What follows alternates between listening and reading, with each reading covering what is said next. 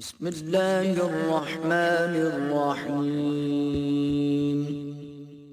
الرحمن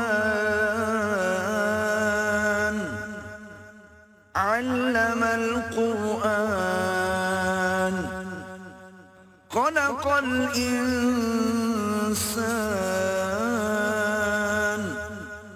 علمه البيان.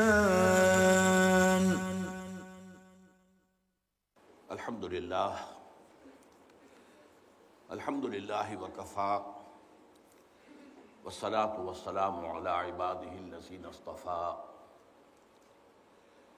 خصوصاً علی افضلهم وخاتم النبیین محمد الامین وعلی آلہ وصحبہ اجمعین. اما بعد فاعوذ باللہ من الشیطان الرجیم. بسم اللہ الرحمن الرحیم. الرحمن علم القرآن خلق الانسان علمہ البیان. صدق اللہ العظیم. رب اشرح لی صدری ویسر لی امری واحلل عقدۃ من لسانی یفقہوا قولی. اللہم ربنا الہمنا رشدنا واعذنا من شرور انفسنا. اللہم ارنا الحق حقا وارزقنا اتباعہ وارنا الباطل باطلا وارزقنا اجتنابہ. اللہم ارحمنا بالقرآن اللہم ارحمنا بالقرآن العظیم واجعلہ لنا اماما ونورا وہدی ورحمہ. اللہم ذکرنا منہ ما نسینا وعلمنا منہ ما جہلنا وارزقنا تلاوتہ آناء اللیل وآناء النہار واجعلہ لنا حجۃ یا رب العالمین آمین. میرا آج کا خطاب اصلاً تو قرآن کے علم اور دین کے فہم کی تحصیل اور اسے دوسروں تک پہنچانے کی فضیلت کے موضوع پر 12 احادیث کے درس پر مشتمل ہے. لیکن میں نے یہ سورہ رحمان کی 4 آیات جو تلاوت کی ہیں انہیں آپ تبرکاً بھی سمجھ لیجئے کہ خطاب کا آغاز جو ہے وہ تلاوت آیات قرآنیہ سے ہو رہا ہو. مزید برآں یہ کہ جو میرے درس حدیث میں آج اولین اور اہم ترین حدیث آ رہی ہے اس کا بڑا گہرا معنوی تعلق سورہ رحمان کی ان ابتدائی 4 آیات سے ہے. سورہ رحمان کی ان ابتدائی 4 آیات پر میرے مفصل خطابات اس سے پہلے موجود ہیں، ریکارڈڈ بھی ہیں تفصیلی. اس وقت صرف چند اشارے کروں گا. یہ آیات جو 4 ہیں ان میں 4 چوٹی کی چیزوں کا ذکر ہے. یعنی ان چیزوں کا انتخاب میرے نزدیک اس بنیاد پر ہوا ہے کہ ہر اعتبار سے جو سب سے چوٹی کی چیز ہو اس کا ذکر آئے. الرحمن اللہ کے ناموں میں سے ایک نام ہے، لیکن سب سے پیارا نام ہے اور سب سے اہم نام ہے اس اعتبار سے کہ ہمیں سب سے زیادہ ضرورت اللہ کی رحمت کی ہے. اللہ خالق ہے، یہ اس کا کام ہے، اس نے خلق کیا ہے. ہماری کوئی غرض تو نہیں تھی، ہماری کوئی درخواست تو نہیں تھی، اس نے تخلیق فرمایا. وہ ہمارا امتحان لینا چاہتا ہے تو رب بھی ہے، وہ ہماری ضروریات بہم پہنچاتا ہے جب تک اس دنیا میں رکھنا چاہتا ہے. ہمیں جو اصل ضرورت ہے اس کی رحمت کی ہے، اس لیے کہ جو ابدی زندگی ہے، آخری زندگی اور ابدی زندگی، اس میں خیر کا، بھلائی کا، روح و ریحان، اس کا دار و مدار جو ہے وہ اللہ تعالیٰ کی رحمت پر ہے. چنانچہ حضور نے ایک مرتبہ فرمایا کہ کوئی انسان محض اپنے عمل کی بنیاد پر جنت میں داخل نہیں ہو سکے گا جب تک کہ رحمت خداوندی دستگیری نہ کرے. اس پر کسی صحابی نے بڑی ہمت سے کام لیا اور ہمیں ان کا ممنون ہونا چاہیے. اگر وہ نہ کرتے یہ ہمت تو جواب ہمیں کیسے ملتا؟ جب سوال آیا تو جواب آیا. کیا حضور آپ بھی؟ کیونکہ سٹیٹمنٹ بڑا کیٹیگوریکل تھا، کوئی انسان داخل نہیں ہو سکتا جنت میں جب تک کہ رحمت خداوندی دستگیری نہ کرے. تو حضور کیا آپ بھی؟ فرمایا ہاں میں بھی. الا یتغمدنی ربی برحمتہ جب تک میرا رب مجھے اپنی رحمت سے ڈھانپ نہیں لے گا میں بھی داخل نہیں ہو سکتا۔ یہ جو رحمت سے اللہ کے دو نام بنے ہیں، رحیم اور رحمان، ان میں رحمان کی شان یہ ہے کہ جس میں یہ رحمت خداوندی کی ایک شان آتی ہے، جیسے اس میں جوش ہے، جیسے ٹھاٹھا مارتا ہوا سمندر ہو۔ ایک سمندر پرسکون ہے، ایک سمندر وہ ہے جس میں اونچی اونچی پہاڑ ایسی لہریں اٹھ رہی ہیں۔ تو رحمان میں رحمت خداوندی کی وہ شان ہے۔ تو اسماء خداوندی میں گویا کہ سب سے چوٹی کا نام الرحمن ہے۔ علم القرآن، اس نے قرآن کی تعلیم دی۔ سوال یہ ہے کہ باقی ساری تعلیم جو ہے، باقی سارا علم جو انسان کو حاصل ہوا، وہ کس کا دیا ہوا ہے؟ Source of all knowledge is اللہ۔ علم آدم الاسماء کلہا، اللہ نے آدم کو اسماء سکھائے تھے نا، جن کا سارا ظہور ہوا ہے۔ پھر یہ جو انسانی علم ہے، ایکوائرڈ نالج جو انسان نے حاصل کیا ہے، یہ سائنس اور ٹیکنالوجی کی ساری ترقی ہے، انہیں اسماء، علم الاسماء کا جو ہے ظہور ہے۔ لیکن تمام علوم میں چوٹی کا علم قرآن کا علم ہے۔ خلق الانسان، پھر دیکھیے تھرڈ سٹیٹمنٹ، انسان کو پیدا کیا۔ تو صرف انسان کو تو نہیں پیدا کیا، ملائکہ کو نہیں کیا۔ اب بظاہر تو وہ سب سے اونچی مخلوق ہیں جو نور سے پیدا کیے گئے، جن کی کسی خطا کا، غلطی کا، گناہ کا تصور ہی نہیں۔ جنات کو نہیں پیدا کیا، پہاڑوں کو، آسمانوں کو، زمین کو، یہ ساری جو گیلیکسیز ہیں ان کو کس نے پیدا کیا؟ لیکن جملہ مخلوقات میں چوٹی کی مخلوق وہ انسان ہے۔ اسی لیے مسجود ملائک بنا دیا گیا کہ اس کے سامنے، حضرت آدم کے سامنے تمام سجدوں کو، تمام فرشتوں کو سجدہ ریز ہونے کا حکم دیا گیا۔ اور قرآن خبر دیتا ہے فسجد الملائکۃ کلھم اجمعون، تو سجدہ کیا تمام فرشتوں نے، سب کے سب نے، کل کے کل نے۔ 3 دفعہ اس لفظ کی تکرار ہو رہی ہے، کہیں یہ شبہ نہ رہ جائے کہ جبرائیل نے تو نہیں کیا ہوگا، وہ تو بہت بڑے فرشتے نہیں۔ فسجد الملائکۃ کلھم اجمعون، تو چوٹی کی تخلیق انسان۔ علمہ البیان، اسے بیان کی صلاحیت عطا کی، تعلیم دی۔ تو اور کیا صلاحیتیں نہیں دی؟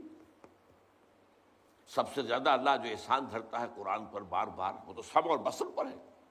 ان السمع والبصر والفؤاد کل اولئک کان عنہ مسئولا۔ تو کیا یہ صلاحیتیں نہیں دی؟ تمام صلاحیتوں میں چوٹی کی صلاحیت جو ہے وہ قوت بیان ہے۔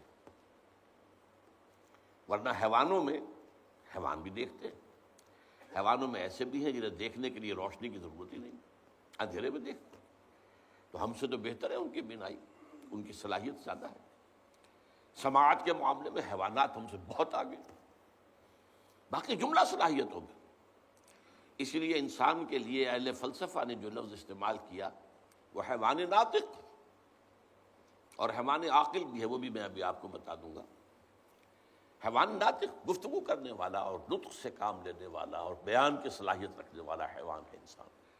تو یہ جو بیان ہے اس میں ایک تو ہوتی ہے عام بول چال، گھریلو بول چال ہوتی ہے، کھانا دے دو، پانی دے دو، یہ کر لو، وہ کر۔ اس سطح پر تو حیوانات میں بھی کمیونیکیشن ہوتی ہے، وہ بھی باقاعدہ ان کا ایک نظام ہوتا ہے، اس کے نظام کے اندر ہرڈز جو ہوتے ہیں، ان کے جو گروہ ہوتے ہیں وہ باقاعدہ ایک نظم کے تحت ہوتے ہیں، اور ان میں کمیونیکیشن ہوتی ہے۔ حیوانات میں کمیونیکیشن ہے، لیکن اس سے اوپر کی کمیونیکیشن ایک وہ ہوتی ہے کہ کسی کے کلام کا فہم حاصل کیا جائے اور پھر اپنی بات کو بیان کیا جائے۔ یہ صلاحیت جو ہے یہ انسان میں چوٹی پر ہے، اور انسان کو جتنی صلاحیتیں دی ہیں اللہ نے، ان میں سب سے چوٹی کی صلاحیت ہے۔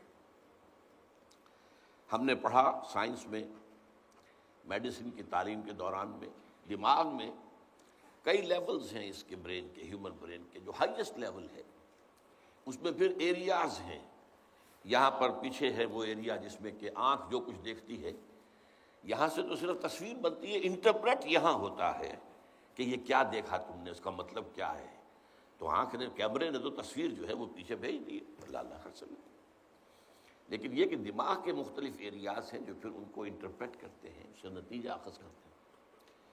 تو سب سے بڑے سینٹرز جو ہیں وہ سپیچ سینٹر کہلاتے ہیں. سپیچ، بیان، تقریر. اور اس کے دو حصے ہیں، سینسری اور موٹر. ایک حصہ وہ ہے کہ کسی کے کلام کو جو آپ تک پہنچا ہو آپ سمجھ سکیں، اس کی گہرائی میں اتر سکیں، جس کے لیے پھر لفظ تعویل آتا ہے. نہ صرف یہ کہ تفسیر بلکہ تعویل. تفسیر میں کیا ہوتا ہے؟ مختلف الفاظ کے معنی یہ ہیں، یہ گرامر یہ ہے، یہ وہ ہے، یہ تفسیر ہے. اور اس کا اصل مفہوم یہ ہے، اس کو اس کے اصل مفہوم کی طرف لوٹا دینے کی صلاحیت، یہ تعویل کہلاتی ہے. تو دوسروں کے کلام کا فہم اور اس کی تعویل، یہ ایک حصہ ہے اسی ایک صلاحیت کا. اور پھر اپنا کلام اور جو کچھ ذہن میں آیا ہے اس کو مرتب اور بہت صحیح انداز میں مجتمع کر کے اس کو بیان کرنا، یہ اس کا موٹر پارٹ ہے. یہ دونوں جو چیزیں ہیں یہ انسانی صلاحیتوں میں ٹاپ کی ہیں. اب دیکھیے یہ جو چار چیزیں آئیں، ان میں میں نے صرف ابھی تک بیان کیا ہے کہ ان کے انتخاب کی بنیاد کیا ہے کہ اپنے اپنے میدان میں یہ چاروں چیزیں ٹاپ کی ہیں. لیکن ایک اعتبار سے غور کیجئے تو یہ چار چیزیں اور چار آیتیں ہیں لیکن جملے تین ہیں. الرحمن علم القرآن ایک جملہ ہے، خلق الانسان مکمل جملہ ہے، علمہ البیان مکمل جملہ ہے. ان تین جملے کے حوالے سے آپ نے میٹرک میں بھی پھر اور بھی سطح پر پڑھا ہوگا. ریشیو پروپورشن میتھمیٹکس کے اندر، ارتھمیٹک کے اندر پڑھا ہم نے. نسبت و تناسب کا قاعدہ، تین ویلیوز دی ہیں، چوتھی تلاش کرو. اب یہ تین ویلیوز آ گئی، الرحمن علم القرآن ایک، خلق الانسان دو، علمہ البیان تین، چوتھی ویلیو جو ہے در حقیقت جو اس کلام کا اصل ماحصل ہے، جو اس کی اصل تعویل ہے، وہ ہے جو ہماری پہلی حدیث ہے آج کے ہمارے اس درس حدیث میں. عن عثمان ابن عفان. اب یہاں دیکھیے ذرا اس میں ترتیب، وہ ردم جو ہے وہ بھی برقرار ہے ناموں کے اعتبار سے بھی. الرحمن علم القرآن، خلق الانسان، علمہ البیان. عن عثمان ابن عفان رضی اللہ تعالی عنہ قال قال رسول اللہ صلی اللہ علیہ وسلم خیرکم من تعلم القرآن وعلمہ. تم میں سے بہترین لوگ وہ ہیں جو قرآن سیکھتے ہیں اور سکھاتے ہیں، یا تم میں سے بہترین لوگ وہ ہیں جنہوں نے قرآن سیکھا اور سکھایا. یعنی ویسے تو یہ ماضی کا صیغہ ہے لیکن اس کو ہم جنرلائز کر کے، پہلا ترجمہ میں نے جنرلائز کر کے کیا. تم میں سے بہترین لوگ وہ ہیں جو قرآن سیکھتے اور سکھاتے ہیں. اب دیکھیے وہ جو چار چیزیں ہمارے سامنے آئی تھیں، چوٹی کا علم قرآن، چوٹی کی انسانی صلاحیت بیان. اس چوٹی کی صلاحیت کا استعمال چوٹی کے علم کے لیے ہونا چاہیے، یہ اس کا منطقی تقاضا ہے. یہ بیان میں نے جیسا کہ عرض کیا جو کہ اللہ نے انسان کو صلاحیت دی ہے، یہ گھریلو بھی ہے، گفتگو کرتے ہیں آپ آپس میں. عام وہ تو حیوانات کے اندر بھی موجود ہے پوری طریقے سے. لیکن وہ جو اصل چوٹی کی بات ہے کہ انسان کسی کے کلام کو سمجھے، اس کی تہ میں اترے، اس کی تعویل کرے، صحیح مفہوم تک رسائی حاصل کرے اور پھر اس کو بیان کرے. یہ چیز جو ہے اس کا سب سے بڑا مصرف ہونا چاہیے، جو سب سے بڑا علم ہے قرآن کا. تعلمہ یہ وہی ہے سینسری پارٹ آف علم آف کلام، اسپیچ کا سمجھنا، علم حاصل کرنا. تم میں سے بہترین لوگ وہ ہیں جو قرآن سیکھیں اور سکھائیں، قرآن سمجھیں اور سمجھائیں، قرآن پڑھیں اور پڑھائیں، قرآن کا علم حاصل کریں اور آگے پھیلائیں. یہ ہے ہماری پہلی حدیث. اور یہ چونکہ بہت مشہور حدیث ہے، آپ میں سے اکثر حضرات کو زبانی یاد ہوگی، لیکن یہ ہے کہ اس کو میں نے سر عنوان اسی لیے بنایا ہے کہ وہ جو الرحمن علم القرآن خلق الانسان علمہ البیان، ان کا جو منطقی اور عقلی نتیجہ ہے وہ ہے در حقیقت جو اس حدیث میں سامنے آیا. اس میں ایک سلوکتا صرف اور عربی گرامر کے اعتبار سے کہ عربی زبان میں ایڈجیکٹیوز کے لیے، صفات کے لیے تین درجے نہیں ہیں جو فارسی میں ہے، مثلا انگریزی میں ہے گڈ، بیٹر، بیسٹ. فارسی میں کہیں بہتر، بہترین، بد، بدتر، بدترین. تین لیولز ہو گئے. عربی میں صرف یہی ہے اگر خیر کے آگے من لگ جائے تو وہ کمپیریٹیو ہو جائے گا. انا خیر من ہو، ابلیس نے کہا تھا میں اس آدم سے بہتر ہوں، تو من لگ گیا. وہاں بہتر کریں گے ترجمہ، بہترین نہیں کریں گے. لیکن اگر خیر کا لفظ براہ راست جو ہے مضاف کے طور پر جوڑ دیا جائے تو یہ پھر سپرلیٹو ڈگری ہے، یہ بہترین. اور یہ جیسے میں نے چاہا کہ اچھی طرح سمجھ لیا جائے گہرائی میں اتر کر حضور کیا فرما رہے ہیں. خیرکم، تم میں سے بہترین لوگ وہ ہیں من تعلم القرآن وعلمہ، جنہوں نے قرآن سیکھا اور سکھایا، سمجھا اور سمجھایا، پڑھا اور پڑھایا، اس کا علم حاصل کیا، تعلم اور اسے بیان کیا، یہ تعلیم. اب آئیے دوسری حدیث، یہ مسلم شریف کی ہے. میں نے ترتیب یہی رکھی ہے کہ پہلے احادیث جو ہیں وہ صحیحین کی یا جو متفق علیہ ہیں پہلے ان کو سامنے لائے. دوسری حدیث جو ہے یہ بھی بخاری شریف کی ہے اور عبداللہ ابن عمرو بن العاص رضی اللہ تعالی عنہما اس کے راوی ہیں. حضور کے الفاظ ہیں بلغوا عنی ولو آیتن، پہنچاؤ میری جانب سے خواہ ایک ہی آیت.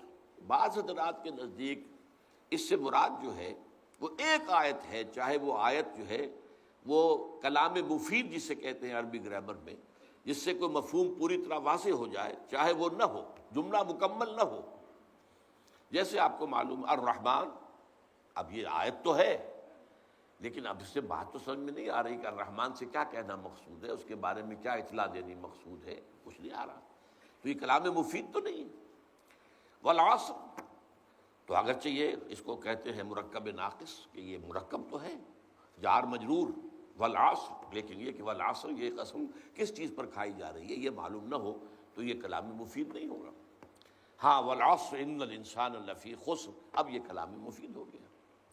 تو بعض حضرات کے نزدیک آیتن جو ہے واحدتن ہو، چاہے وہ جملہ نہ بھی بنتی ہو، اور اکثر کے نزدیک یہ ہے کہ اس سے مراد جو ہے وہ جملہ مفیدہ، یعنی آیت جو ہے یا تو وہ اپنی جگہ ایک مکمل جملہ ہو، ان الانسان لفی خسر ایک مکمل جملہ ہے، اور خواہ وہ یہ کہ دو تین آیتوں سے مل کر وہ جملہ بنتا ہو، جیسے کہ ابھی ہم نے پڑھا الرحمن علم القرآن، جملہ تو تب بنا رحمان نے قرآن سکھایا.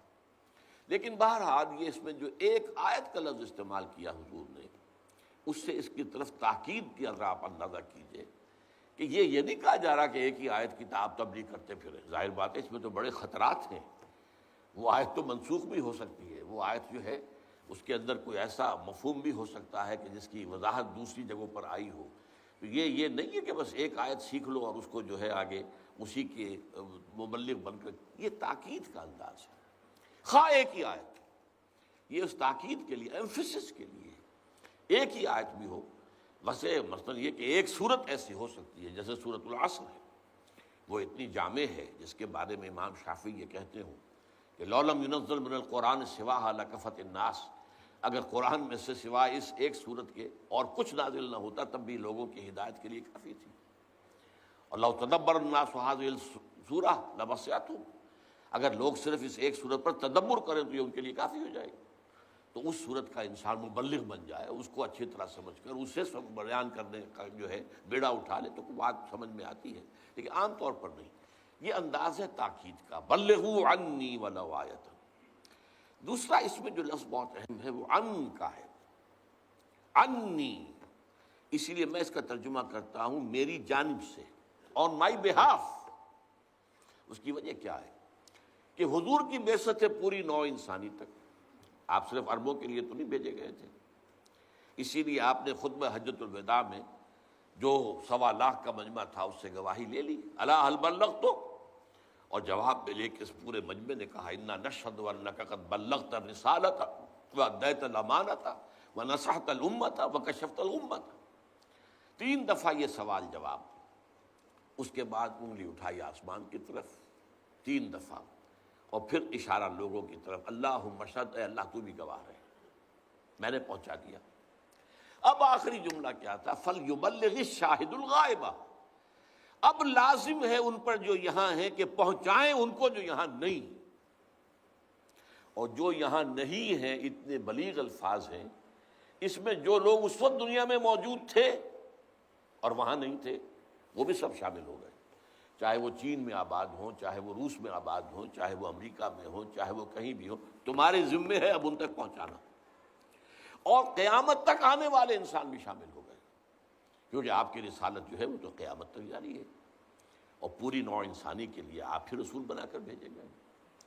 تو بلغوا عنی، میری آن مائی بہاف، میری جانب سے پہنچاؤ، یعنی میرا کوئی امتی اگر یہ کام کر رہا ہے تو وہ گویا کہ میرے فرض منصبی کی ادائیگی میں میری مدد کر رہا ہے۔ یہ جو لفظ آتا ہے قرآن میں، یا ایھا الذین آمنوا کونوا انصار اللہ کما قال عیسی ابن مریم للحواریین من انصاری الی اللہ، تو مدد کرنا، اور یہ سورہ اعراف کی آیت میں بھی آیا ہے فالذین آمنوا بہ وعزروہ ونصروہ، ہمارے اس رسول کی جو مدد کریں، تو یہ مدد ہے۔ آپ کا مشن ہے تمام انسانوں تک قرآن کا پہنچا دینا، جو اس میں حصہ لے رہا ہے وہ گویا کہ آپ کا اس معلوم میں مددگار ہے، معاون ہے، آپ کا ساتھی ہے، آپ کا رفیق ہے۔ بلغوا عنی ولو آیۃ۔ اب آئیے تیسری حدیث جو ہے یہ ہے مسلم شریف سے، اور حضرت ابو ہریرہ رضی اللہ تعالیٰ عنہ اس کے راوی ہیں۔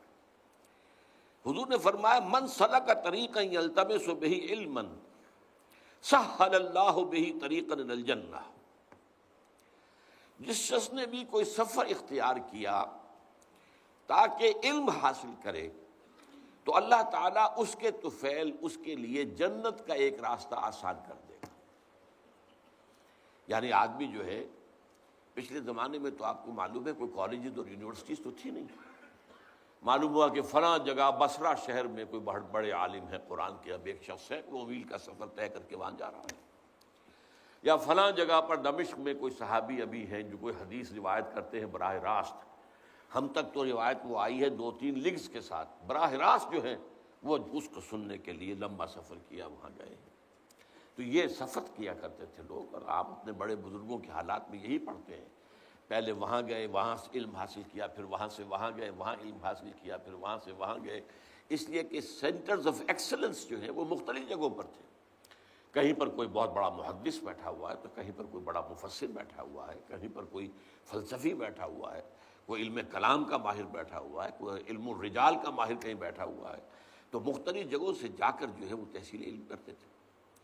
تو من سلک طریقا یلتمس بہ علما فیہ علما، اب یہاں پر جو اگلی 2 آیتیں ہم پڑھ چکے، 2 حدیثیں، علم کا مفہوم معین ہو جانا چاہیے کہ یہاں پر مراد علم قرآن ہے، اصل علم، اس لیے کہ اسی حدیث میں جو ہم پڑھ رہے ہیں یہ بات واضح ہو جائے گی۔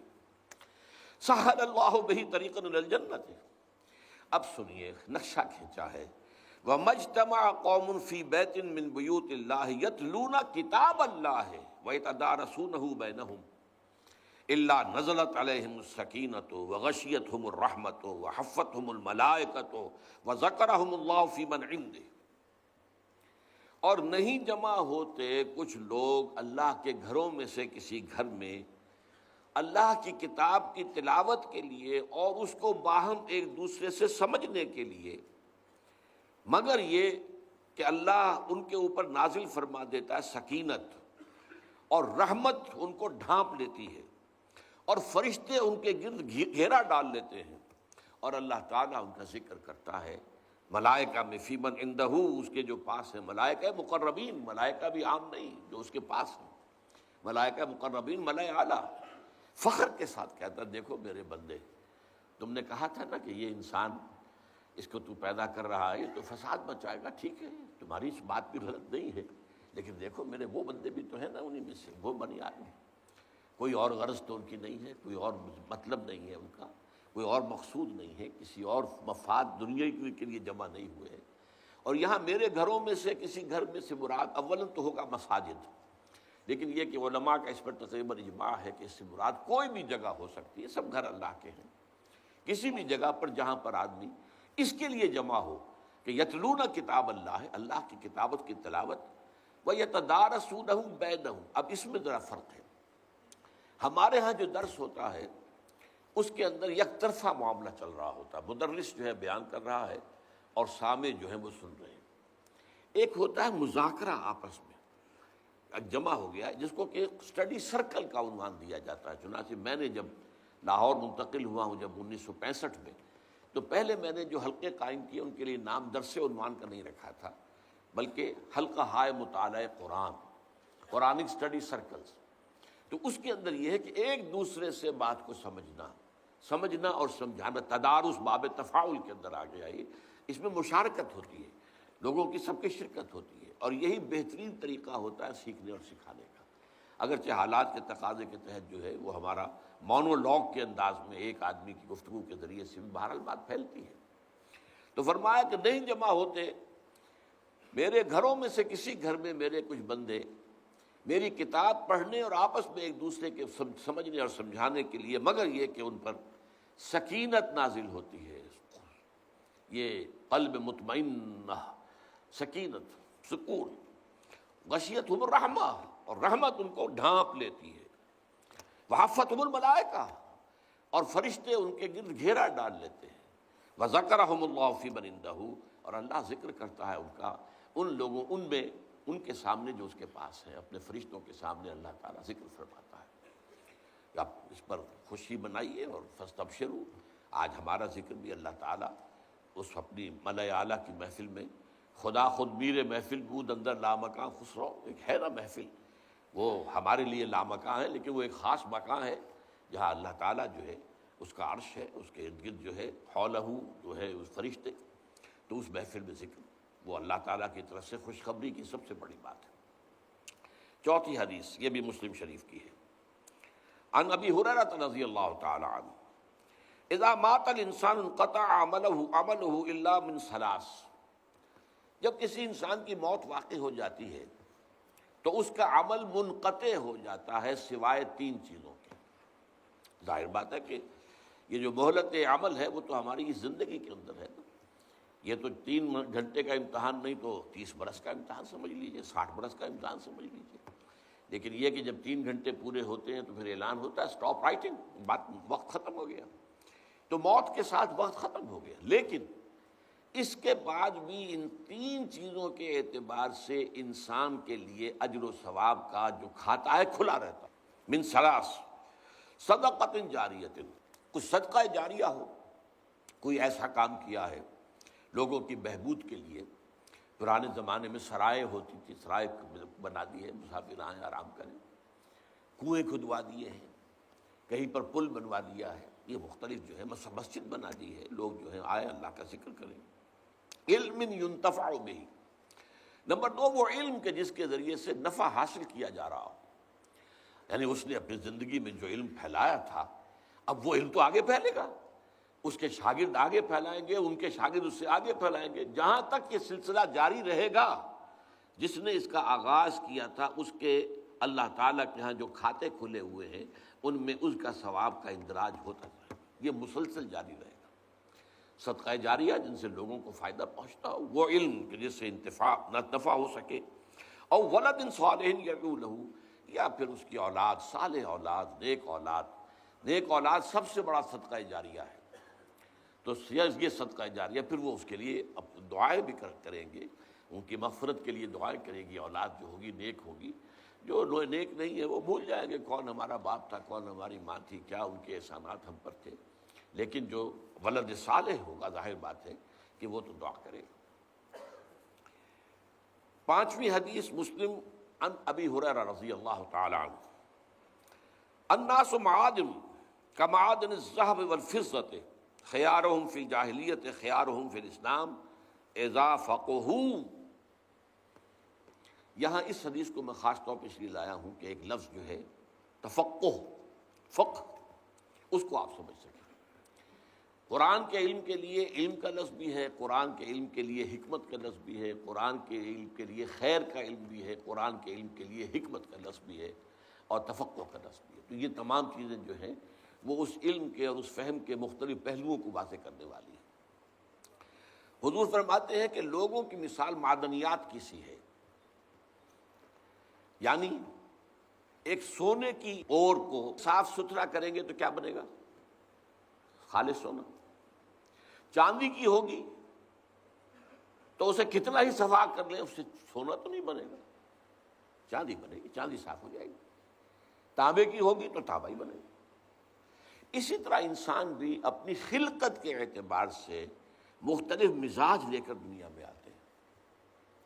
اس پہلو سے جیسے سونا بھی ہے، چاندی بھی ہے، اسی اللہ نے پیدا کی ہے، لیکن سونے کی اور کو صاف کریں گے سونا بنے گا، چاندی کی اور صاف ہو جائے گی چاندی بنے گی۔ اسی طریقے سے انسانوں میں سے یہ بھی معدنیات کی طرح ہیں، جیسے کہ سونے اور چاندی کی معدنیات ہوتی ہیں۔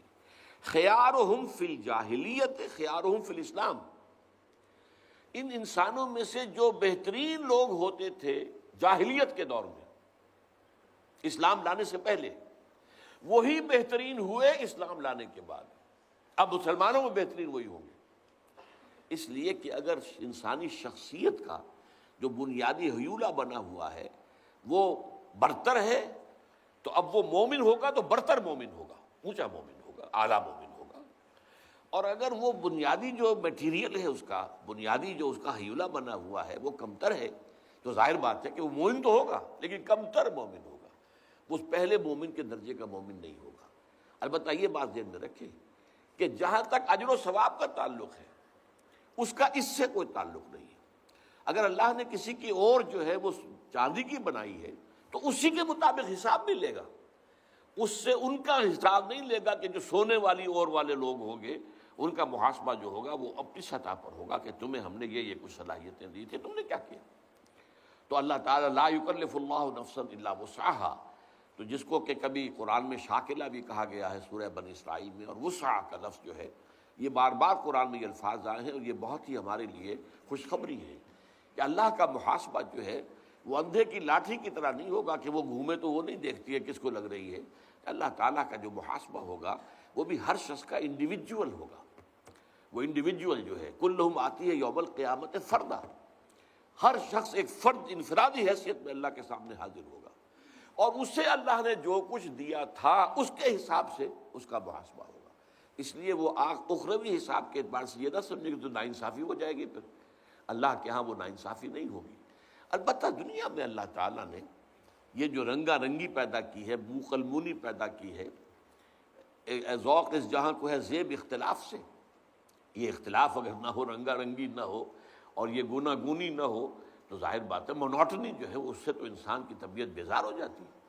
تو اختلاف جو ہے اس کے اندر ایک حسن ہے، اور یہ حسن تخلیق ہے، اس پہلو سے علیحدہ بات ہے، لیکن محاسبے کے اعتبار سے اس میں کوئی کمی جو ہے اس کا نہیں ہوگا، اس لیے کہ اس سے اسی کے مطابق حساب لیا جائے گا۔ ایک اصل جو اس حدیث کے لفظ تھا اذا فقہوا، جب کہ وہ دین کا فہم حاصل کر لیں۔ یہ فقہ کا لفظ جو ہے ہمارے ہاں بعض چیزیں ایسی ہیں کہ جو بعض اصطلاحات ہماری اپنا مفہوم جو ہے، اصل مفہوم بالکل ان کا غائب ہو گیا ہے ذہنوں سے، اس لیے کہ وہ کسی اور مفہوم میں زیادہ عام ہو گئے۔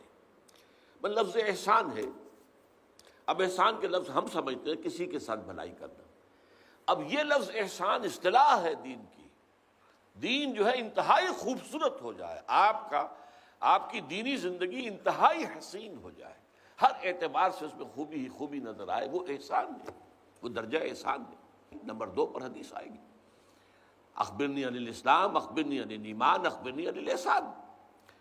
تو اس معنی میں یہ لفظ جو ہے فقہ کا لفظ چونکہ ہمارے ہاں عام ہو گیا ہے، وہ علم فقہ یعنی احکام شریعت کا استنباط اور اس کا استخراج کر کے اور قیاس کے ذریعے سے غور کر کے نئے مسائل کے لیے جو ہے رائے نکالنا، یہ فقہ ہے، اور اس کو ہم شریعت، اب ہمارے ہاں ہمارا تصور یہ فقہ حنفی ہے، یہ فقہ مالکی ہے، یہ فقہ شافعی ہے، یہ فقہ حنبلی ہے، تو اس اعتبار سے فقہ کا لفظ اس پر چسپاں ہو گیا۔ اصل میں یہ لفظ ہے فہم، گہرا فہم، یعنی جب انسان ایک ہے سرسری طور پر آپ ایمان لے آئے، لیکن یہ کہ ایک ہے کہ آپ نے اس ایمان اور اسلام کے گہرائیوں میں اترنے کی کوشش کی اور ان کو سمجھا۔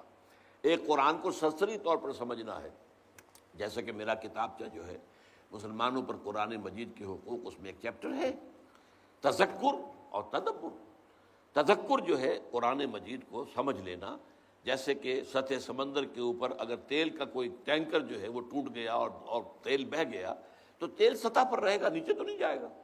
تو قرآن مجید کا اصل جو نصیحت ہے، اس کا جو لیسن ہے، اس کی جو ہدایت وہ سطح پر ہے، لہذا سرسری طور پر پڑھ کر کے بشرطے کہ اس کی اپنی زبان میں پڑھا جائے، یہ شرط اس کے لیے لازم ہے۔ محض ترجموں سے تو کچھ حاصل ہوگا بہت کم، انسپریشن حاصل نہیں ہوگی، لیکن یہ ہے کہ آپ اپنی آنکھ سے اور قرآن کو اس کی اپنی زبان میں پڑھیں گے تو تذکر تو بہت آسانی سے آپ کو حاصل ہو جائے گا۔ وَلَقَدْ يَسَّرْنَا الْقُرْآنَ لِلذِّكْرِ فَهَلْ مِن مُدَّكِرٍ، 4 مرتبہ یہ چیلنج کے انداز میں الفاظ آئے ہیں، ہم نے تذکر کے لیے قرآن کو بہت آسان کر دیا ہے، تو ہے کوئی جو اس سے نصیحت اخذ کرنا چاہے؟ تدبر قرآن جو ہے وہ گہرائی میں اترنا ہے۔ قرآن میں ہو غوطہ زن اے مرد مسلمان، اس کی بڑی کڑی شرائط ہے، وہ تو پوری زندگی انسان اس کے اندر بسر کرتا ہے۔ حضرت عبداللہ ابن عمر رضی اللہ تعالیٰ عنہما کا ایک قول ہے کہ میں نے صرف سورہ بقرہ پر 8 سال تک تدبر کیا، 8 سال، حالانکہ انہیں کوئی صرف و نحو پڑھنے کی ضرورت تو نہیں تھی، عربی زبان ان کی اپنی زبان تھی، جس ماحول میں قرآن نازل ہوا اسی کا ایک پارٹ اینڈ پارسل وہ بھی تھے، کوئی انہیں شان نزول کی روایات کی تلاش کی ضرورت نہیں تھی۔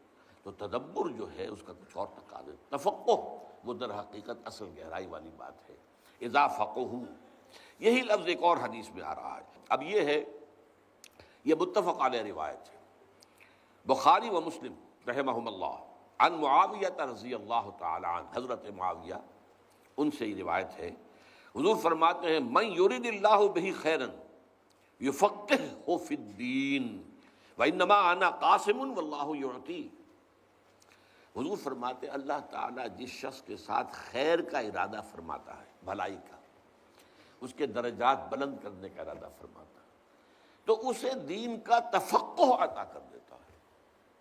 ایک ہے دین کی سرسری جو ہے معلومات ہے، یا دین کا جو قانونی حصہ ہے اس کے بارے میں تفاصیل معلوم ہے، اور ایک یہ ہے کہ تفقہ فی الدین، دین کے اندر گہرائی میں اتر کر سمجھا جائے کسی حکم کا مقصد کیا ہے، کسی حکم کی حکمت کیا ہے، احکام میں اولن کون سے ہیں، دوم کون سے ہیں، کون سی چیز جو ہے اولیت رکھنے والی ہے، کون سی چیز ثانویت کی حامل ہے۔ کہیں الٹا نہ کر دیں کہ جو ثانوی ہے اس سے آپ اولین بنا لیں اور جو اولین ہے اسے ثانوی بنا لیں، تو سارا جو اپ سائڈ ڈاؤن ہو جائے گا، معاملہ گڑبڑ ہو جائے گا۔ حالانکہ ٹھیک ہے، دونوں چیزیں جو ہیں وہ ہیں اس میں، وہ دین ہی کے حصے ہیں، لیکن اس دین کے اندر ایک چیز اولین اہمیت کی تھی آپ نے ثانوی بنا دی، اور ایک ثانوی اہمیت کی تھی اسے آپ نے اولین کے درجے پر رکھ دیا، تو آپ نے تو الٹا کر دیا معاملہ، تو وہ سارا جو ہے تفقہ معاملہ ختم ہو جائے گا۔ تو یفقہہ فی الدین، دین کا تفقہ حاصل کرنا، اور اس کے لیے خاص طور پر میں یہاں نہیں ہے وہ روایت، حضور صلی اللہ علیہ وسلم نے حضرت عبداللہ ابن عباس اپنے چچیری بھائی رضی اللہ تعالی عنہما، ان کے لیے خاص طور پر اللہ سے دعا کی تھی، اللہم فقہہ فی الدین وعلمہ التاویل، اے اللہ اس نوجوان کو دین کا تفقہ عطا کر، دین کا گہرا فہم، گہرائی میں سمجھ، گہری فہم، اور اس کے ساتھ جوڑ کر آیا ہے علمہ التاویل، قرآن کی تعویل کا علم عطا کر۔ میں نے بتایا تھا تفسیر اور ہے، تعویل اور ہے۔ تفسیر میں بحث کی جاتی ہے الفاظ سے، ترکیب سے، نحو سے، صرف سے، اس سے، یہ تو ہے وہ تفسیر ہو رہی ہے، یا اس کا جو ہے شان نزول یہ ہے۔ ایک ہے اس کلام کے فہم کو اس کے اصل مدلول تک پہنچانا، اصل اس میں مقصود کیا ہے، کیا بات کہنی جو ہے مطلوب ہے، اس تک پہنچا دینا۔ تعویل کے معنی اول کیا ہے؟ لوٹانا، تو اسی معنی میں کسی چیز کو لوٹا دینا اس کے اصل کی طرف، اس کے اصل مفہوم کی طرف، یہ تعویل ہے۔ تو در حقیقت تفقہ فی الدین اور تعویل قرآن یہ دونوں ایک ساتھ جڑے ہوئے ہیں، ان دونوں کا گہرا تعلق ہے، اسی لیے حضور نے دعا میں ان دونوں چیزوں کو شامل کیا، اللہم فقہہ فی الدین وعلمہ التاویل۔ اب آئیے 7ویں حدیث، یہ بھی متفق علیہ ہے، بخاری و مسلم، عن ابی مسعود، ابن مسعود رضی اللہ تعالی عنہ، عبداللہ ابن مسعود، لا حسد الا فی اثنتین، حضور فرماتے ہیں کہ کوئی حسد نہیں ہونا چاہیے مگر 2 اشخاص کے بارے میں۔ اب یہاں پہ لفظ حسد جو آیا ہے وہ در حقیقت اس عام معنی میں نہیں آیا ہے، تو اصل میں یہ ہے کہ جس میں رشک، جسے ہم اردو میں کہ رشک، فلاں کو فلاں پر رشک آیا، ایک ہے فلاں کو فلاں سے حسد ہوا۔ یہ حسد ایک منفی شے ہے، کسی میں کوئی خیر یا خوبی دیکھی اب اس کو یہ ہو کہ یہ اس سے سلب ہو جائے اور مجھے مل جائے، یہ حسد ہے۔ ایک یہ ہے کہ اللہ تو نے اس کو یہ خیر دیا، مجھے بھی عطا کر، یہ رشک ہے اور اس کے اندر کوئی برائی نہیں ہے، یہ اچھائی ہے، ٹھیک ہے۔ بھلے لوگوں کو دیکھ کر، اچھے لوگوں کی اچھائیوں کو دیکھ کر اس سے اپنے اندر بھی ایک آرزو اور تمنا کا ابھرنا، اور اس کے لیے پھر اللہ سے دعا کرنا، تو نے اپنے اس بندے کو یہ توفیق دی ہے، مجھے بھی توفیق عطا کر۔ تو اس معنی میں، رشک کے معنی میں یہ لفظ یہاں آیا ہے کہ دو اشخاص کے سوا کسی اور کے ساتھ رشک نہیں کرنا چاہیے۔ رجلا آتاہ اللہ مالا فسلطہ علی ہلکتہ، ایک ایسا شخص جسے اللہ نے مال دیا ہے وافر، اور پھر اسے مسلط کر دیا ہے اس کو خرچ کرنے پر۔ وہ مال کو سینت کر نہیں رکھتا، خرچ کرتا ہے خیر میں، فی الحق، حق کے اندر خرچ کرتا ہے۔ حق میں ادائے حقوق بھی آ گیا، جو بھی رشتہ داروں کے حقوق ہیں، جو بھی اللہ تعالیٰ نے جس کے حقوق رکھے ہیں، والدین کے حقوق ہیں، اولاد کے بھی حقوق ہیں، ان میں بھی اولاد سے بھی انسان بخل نہ کرے۔ اگر اللہ نے آپ کو اچھی حیثیت دی ہے تو اولاد کا بھی حق ہے کہ ان کو اس میں سے ملے، اس معنی میں۔ اور پھر یہ ہے کہ اللہ کے دین کے لیے، دین حق کے لیے، خیر کے لیے، بھلائی کے لیے خرچ کرنا، تو ایسا شخص جو ہے اس پر رشک آنا چاہیے۔ وَرَجُلًا آتَاهُ اللَّهُ الْحِكْمَةَ، اب وہ لفظ آ گیا دوسرا جو میں چاہتا تھا کہ انٹروڈیوس ہو، حکمت۔ یہ قرآن مجید کے علم کے وہ دوسرا لیول ہے، گہرا تفقہ اور حکمت اور تعویل، جس کے لیے میں نے آپ کو تین الفاظ جو ہیں وہ خاص طور پر چاہا ہے کہ ان سے واقف ہو جائے۔ تو یہاں پر اللہ، جس شخص کو اللہ نے حکمت عطا کی ہو، فَهُوَ يَقْضِي بِهَا وَيُعَلِّمُهَا، تو وہ اسی کے ذریعے سے، اسی کی بنیاد پر فیصلے بھی کرتا ہو اور اسی پر عمل کرتا، اور اسی کو پھیلاتا بھی ہو، سکھاتا بھی ہو، دوسروں کو تعلیم بھی دیتا ہو۔ اللہ تعالیٰ اللہم ربنا اجعلنا منہم۔ ایک حدیث جو ہے، اب یہ جو بقیہ احادیث ہیں یہ بخاری اور مسلم سے نچلے درجے کے جو مجموعے ہیں، دوسرے درجے کی کتابیں حدیث کی مجموعے جو ہیں ان میں سے ہیں۔ دارمی، طبرانی، خطیب، عن الحسن مرسلا، حسن بصری رحمۃ اللہ علیہ، یہ تابعین میں سے ہے، اور یہ روایت کر رہے ہیں حضور سے، تو اسے کہتے ہیں روایت مرسل، حالانکہ کسی صحابی سے سنا ہوگا، صحابی کا نام نہیں لیا ہے، لیکن یہ حدیث جو ہے وہ بڑی پیاری ہے۔ من جاءہ الموت وہو یطلب العلم، جس شخص کو موت آئے اس حال میں کہ وہ علم کے حصول میں لگا ہوا تھا، لیکن مقصد کیا تھا؟ لیحیی بہ الاسلام، تاکہ وہ اس کے ذریعے سے اسلام کو زندہ کرے۔ یہ مقصد ہونا چاہیے۔ تعلیم و تعلم قرآن کا بھی مقصد یہ ہو کہ اسلام کو زندہ کرنا ہے۔ ظاہر بات ہے کہ اسلام تو مرا نہیں ہے، زندہ ہے، ہماری نسبت اس سے مر گئی ہے، ہم اس کے ساتھ صحیح معنی میں متعلق نہیں ہیں، جڑے ہوئے نہیں ہیں، اور پورا معاشرہ ہمارا اس کے ساتھ جڑا ہوا نہیں ہے۔ اسلام کی یہاں پر حکومت نہیں ہے، اسلام کا نظام نہیں ہے۔ اس نسبت کو دوبارہ زندہ کرنا جو تھی کبھی خلافت راشدہ میں، اس کو دوبارہ زندہ کرنا، یہ مقصد ہو علم کے حصول کا، تعلیم و تعلم قرآن کا۔ یہ صرف جو ہے کہ اکیڈمک ایکسرسائز بن کر نہ رہ جائے کہ بس یہ علم کی تحصیل برائے تحصیل علم، یہ نہیں، علم برائے علم نہیں، زندگی برائے زندگی نہیں، بلکہ زندگی کسی مقصد کے لیے، نصب العین کے لیے، علم کسی مقصد کے لیے، اور وہ علم ہے کس لیے؟ لیحیی بہ الاسلام۔ اس مقصد کے تحت ایک شخص علم کے طلب میں لگا ہوا ہے، ابھی وہ فارغ نہیں ہوا ہے، ابھی اسی کام میں لگا ہوا ہے وہ، کہ موت آ گئی، لیکن اس کا نتیجہ کیا ہے کہ درجہ اس کا کیا ہوگا اللہ کے ہاں؟ فَبَيْنَهُ وَبَيْنَ النَّبِيِّينَ دَرَجَةٌ وَاحِدَةٌ فِي الْجَنَّةِ، تو اس کے اور نبیوں کے درمیان جنت میں صرف ایک درجے کا فرق ہوگا۔ یہ ہے بلندی اس کام کے لیے۔ ویسے تو یہ کہ یہ ساری چیزیں ان الفاظ میں بھی آ گئی ہیں، خیرکم من تعلم القرآن وعلمہ، لیکن اس خیر کا معاملہ جو ہے کس کس پہلو سے اس میں بہتری کے معاملات ہیں، کیا اس کا ظہور جو ہے ہوگا انسان کے حق میں، اس کے لیے یہ ہے کہ یہ حدیثیں جو ہیں یہ ہمارے لیے مزید روشنی فراہم کرتی ہیں کہ اس کے اور ان لوگ اور نبیوں کے درمیان ایک درجے کا فرق رہ جائے گا۔ اب تین حدیثیں ایسی آ رہی ہیں جس میں میں پہلے مفہوم بیان کر دوں، اس لیے کہ وقت محدود ہو گیا ہے۔ اس میں اصل میں ایک ریشیو پروپورشن کا معاملہ آیا ہے۔ عام تصور ہمارا یہ ہے کہ نیکی کا معاملہ ہوگا تو نوافل زیادہ ہو جائیں گے، اذکار ہوں گے، یہ ہوں گے، بیٹھے ہوئے تسبیح کریں گے، فلاں کریں گے، یہ۔ اور ایک تصور یہ ہے کہ اپنا وقت لگایا جائے اللہ کے دین کے علم کو حاصل کرنے اور پھیلانے میں۔ پہلی چیز کا رہے گا ہمیشہ ذہنوں کے اندر، ہمارے ذہنوں میں بھی جو تصور بیٹھ گیا ہے، صدیوں کا تعامل ہے یہ کوئی 2-4 برس کی بات نہیں ہے، کہ اصل دین، اصل نیکی، اصل جو ہے روحانیت تو ان چیزوں میں. لیکن حضور جو فرما رہے ہیں کہ تمہاری جو یہ ہے نسبت و تناسب کا جو فہم جو ہے درست ہو جانا چاہیے.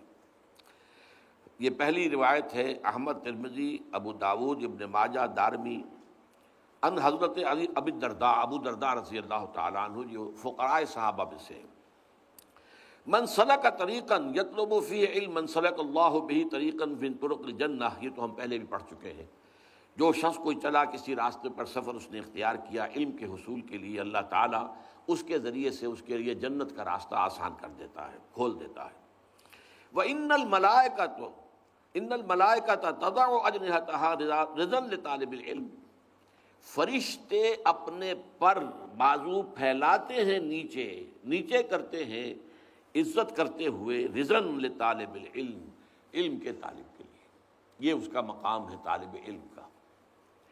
وَإِنَّ الْعَالِمَ يَسْتَغْفِرُ لَهُ مَنْ فِي السَّمَاوَاتِ وَمَنْ فِي الْأَرْضِ، اور عالم کے لیے استغفار کرتے رہتے ہیں وہ سب کے جو آسمانوں میں اور زمین میں ہیں.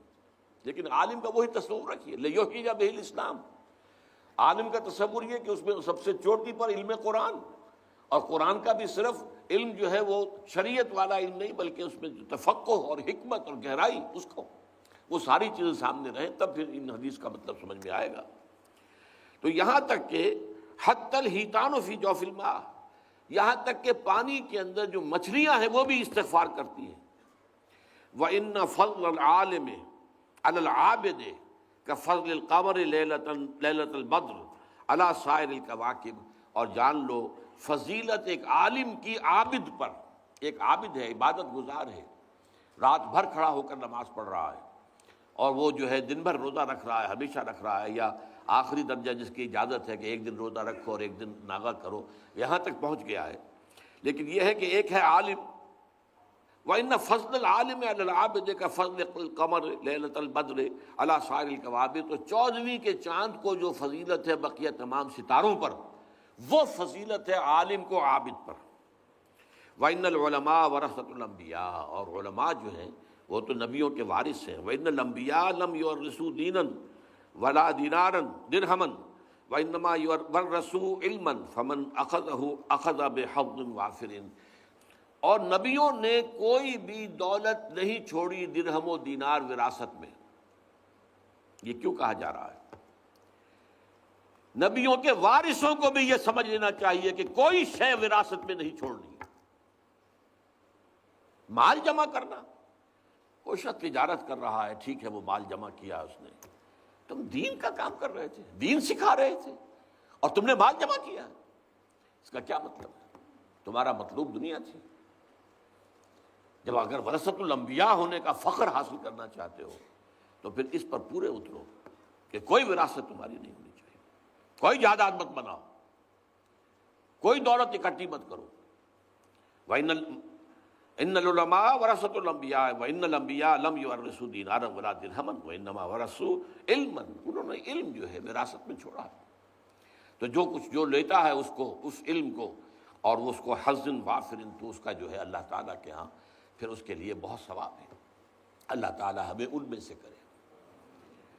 دوسری حدیث ترمذی عن ابی امامۃ الباہلی رضی اللہ تعالیٰ عنہ، حضور فرماتے ہیں، ذرا نوٹ کیجئے، فضل العالم علی العابد کفضلی علی ادناکم،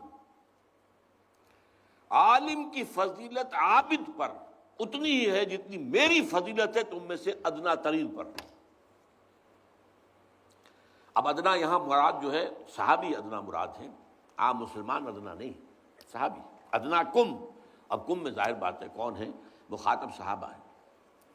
فضل العالم علی العابد کفضلی علی ادناکم، عابد کے اوپر عالم کی فضیلت ایسی ہے جیسے میری فضیلت ہے تم میں سے کسی کم ترین پر، جو صحابہ میں سب سے کم درجے کے صحابی. وَإِنَّ اللَّهَ وَمَلَائِكَتَهُ وَأَهْلُ السَّمَاوَاتِ وَالْأَرْضِ حَتَّى النَّمْلَةُ فِي جُحْرِهَا وَحَتَّى الْحُوتُ لَا يُصَلُّونَ عَلَى مُعَلِّمِ النَّاسِ الْخَيْرَ، اور جان لو یقیناً اللہ اور اس کے فرشتے اور تمام آسمان والے، تمام زمین والے، یہاں تک کہ اپنے بلوں میں چیونٹیاں، اور یہاں تک کہ جو پانی کے اندر ہیں مچھلیاں، لا یصلون، وہ درود بھیجتے رہتے ہیں، وہ خیر کی دعائیں کرتے رہتے ہیں، علی معلم الناس الخیر، اس شخص پر کہ جو لوگوں کو خیر کی تعلیم دیتا۔ اب یہاں الخیر کا لفظ قرآن کے لیے آیا ہے، سب سے بہترین شے، اور یہ بات جو ہے قرآن مجید میں سورہ یونس کی 2 آیتوں کے حوالے سے پوری طرح ذہن نشین ہو جانی چاہیے۔ یا ایھا الناس قد جاءتکم موعظۃ من ربکم وشفاء لما فی الصدور وہدی ورحمۃ للمؤمنین قل بفضل اللہ وبرحمتہ فبذلک فلیفرحوا ھو خیر مما یجمعون۔ جان لو کہ یہ قرآن جو ہے اس کا نزول اللہ کے فضل اور اس کی رحمت کا سب سے بڑا مظہر ہے، الرحمن علم القرآن، اور یہ بھی جان لو کہ اس پر خوشیاں مناؤ کہ اللہ نے تمہیں قرآن عطا کیا ہے۔ یہ ان تمام چیزوں سے زیادہ قیمتی ہے جو تم جمع کرتے ہو، جو یہ جمع کرتے ہیں، یعنی وہی جس کا ابھی آیا ہے، وہ جمع کریں گے تو وراثت بنے گی، اگلوں کو منتقل ہوگا۔ دنیا میں جو چیزیں بھی جمع کی جاتی ہیں ان تمام چیزوں میں سب سے زیادہ قیمتی شے جو ہے وہ قرآن ہے۔ دارمی میں اس سے روایت ہے حضرت حسن سے، پھر وہی حسن بصری رحمۃ اللہ علیہ مراد ہے مرسلاً، سئل رسول اللہ عن رجلین، سوال کیا گیا اللہ کے رسول سے 2 اشخاص کے بارے میں، کانا فی بنی اسرائیل، وہ دونوں بنی اسرائیل میں سے تھے، احدہما کانا عالما، ایک ان میں سے عالم تھا، یصلی المکتوبۃ، وہ صرف فرض نماز پڑھتا تھا، ثم یجلس فیعلم الناس الخیر، اور پھر وہ بیٹھ جاتا تھا اور لوگوں کو خیر کی تعلیم دیتا تھا۔ پھر یہاں وہ لفظ خیر آ گیا، مراد قرآن، سب سے بڑا خیر قرآن، ہوا خیر مما یجمعون۔ والآخر، اور دوسرا وہ تھا جو یصوم النہار، ہمیشہ روزہ رکھتا تھا، ویقوم اللیل، پوری رات کھڑا رہتا تھا نماز میں۔ ایہما افضل، اے نبی یہ بتائیے ان میں سے افضل کون ہے؟